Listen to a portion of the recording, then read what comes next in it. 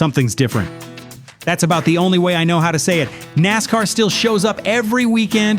The haulers roll in, somebody wins the pole, somebody gets mad, somebody screws up, and by Sunday night, another trophy gets handed out. Everything looks normal, but it doesn't feel normal. There's really not much else to say other than something's different. Being a Kyle Busch fan for the last couple of years truly impacted my life, and since his passing, it's left a hole. See, I was once a hater. Could not stand to see him win, could not stand that he drove for Toyota. Kyle could have donated a kidney on Saturday, and I still would have been pissed if that damn 18 won on Sunday. That was the relationship, and I think a lot of NASCAR fans had some version of it with Kyle. You either loved the guy, hated the guy, or spent 15 years slowly realizing the sport was a hell of a lot more interesting whenever he was around. I came around later. When news broke that he was heading to Richard Childress Racing, there was something fitting about him driving the famed 8. Rowdy brought something the Earnhardts once gave RCR, and suddenly it was easy to root for KB. Maybe it was the attitude. Maybe it was watching a guy who'd spent years as the enemy walk into a place built on being the enemy. It just fit. Then he won at Fontana, Talladega, Gateway, and after his last win, I spent every weekend searching for another Kyle Busch win. Today is the day, I'd say, every weekend. Today is the day. Maybe the car looked good in practice, maybe the track suited him, maybe the pit crew would finally put it together. Hell, 12th in practice started looking pretty damn promising if you stared at the sheet long enough. You just kept waiting. Then Kyle passed away, and that day never came. Not the way I thought it would. That's the part I'm still having trouble with. I wasn't finished waiting. I don't think a lot of fans were, and now you see it everywhere.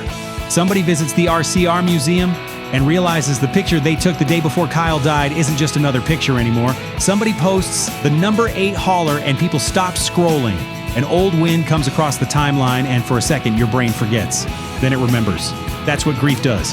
It hides in ordinary things and waits for you to bump into it. A photograph, a die cast, an old radio clip, some guy wearing an M&M's shirt at the grocery store, and suddenly, there he is again. Kyle Busch wasn't just a 2-time champion or a guy with 63 Cup wins. 234 National Series wins sounds ridiculous because it is ridiculous. But the numbers aren't the open wound. The open wound is everything attached to them. The booze, the bow, the broken guitar, the radio meltdowns, the interviews where you could practically hear the PR guy begging him to shut up. The guy was a pain in the ass.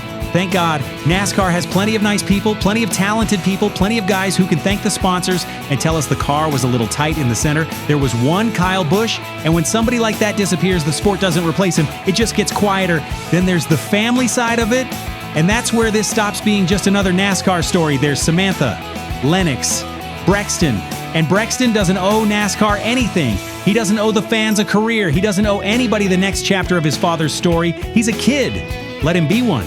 But I'd be lying if I said I don't think about it. Now that day won't come as I once hoped it would.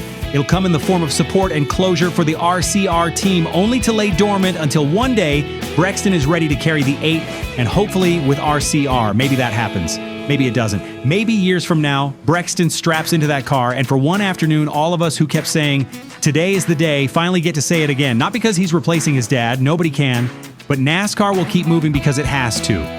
Another race, another winner, another season. The schedule doesn't know how to grieve, fans do, and maybe that's why something still feels different. We weren't finished booing him, we weren't finished cheering for him, I wasn't finished waiting for that next win. I was still waking up on Sundays thinking, today is the day. And now, I guess we wait for that day to mean something else.